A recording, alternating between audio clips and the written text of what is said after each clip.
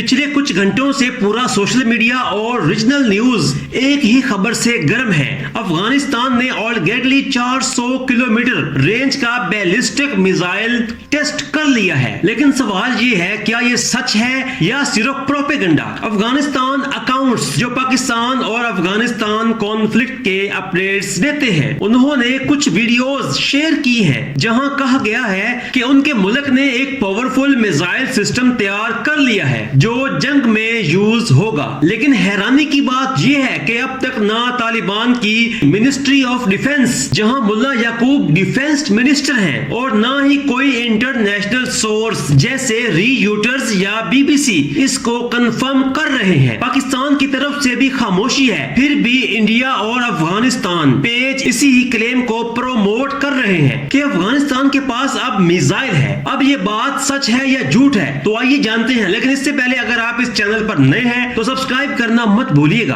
तो सबसे बड़ा सवाल ये उठता है कि मिसाइल आया कहां से? अफगानिस्तान के पास अपनी टेक्नोलॉजी तो नहीं है। क्या इंडिया ने सप्लाई किया?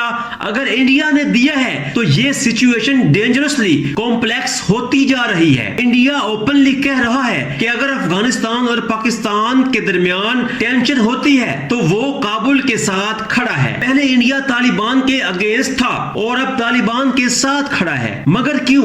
सिर्फ पाकिस्तान को आइसोलेट करने के लिए। अगर 400 किलोमीटर रेंज का सिस्टम सच में मिल गया है तो वो बलूचिस्तान, केपीके और पंजाब तक रीच कर सकता है। ये इंडिया का प्लान भी हो सकता है कि अफगानिस्तान के जरिए पाकिस्तान के सेंसिटिव एरियाज जैसे एयर बेसिस, रेडार साइट्स और लॉजिस्टिक्स हब्स पर प्रेशर बनाया जाए। इस तरीके से वो डायरेक्ट वॉर बिना लड़े पाकिस्तान को मल्टी फ्रंट कॉन्फ्लिक्ट में डाल सकता है। और ट्रंप के रीसेंट स्टेटमेंट के बाद अमेरिका ने अफगानिस्तान छोड़ा लेकिन इंडिया ने कंट्रोल ले लिया। ये थ्योरी और भी स्ट्रॉन्ग लगती है। लेकिन पाकिस्तान कोई सॉफ्ट टारगेट नहीं है। हम एक न्यूक्लियर पावर हैं और अगर कोई थ्रेट कंफर्म होती है तो हमारे डिफेंस सिस्टम उस मिसाइल को आसमान में ही उड़ा देंगे। पहले भी हमने इंडिया के फाइटर जेट्स गिराए थे और ये बात सबको याद है। रेडार जैम करना, कंट्रोल टावर से लिंक तोड़ना, ये सब हम कर सकते हैं। और दूसरा एंगल ईरान का है। क्या अफगानिस्तान ने ईरान से मिसाइल पार्ट्स लिए?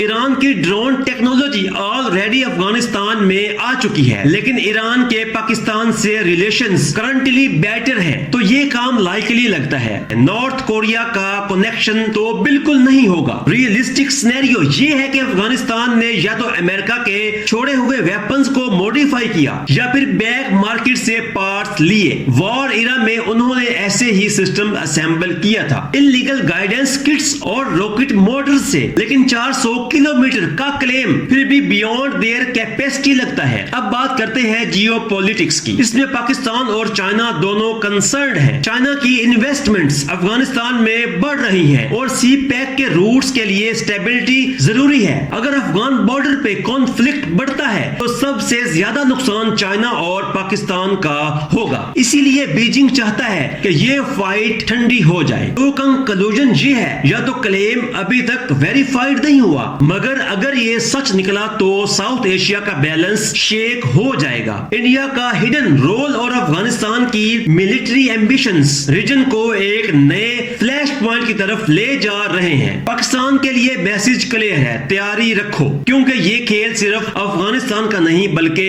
पूरे रीजन का फ्यूचर डिसाइड करेगा। तो नाज़रीन, अगर आपको ये वीडियो पसंद आई हो तो चैनल को सब्सक्राइब करना मत भूलिएगा।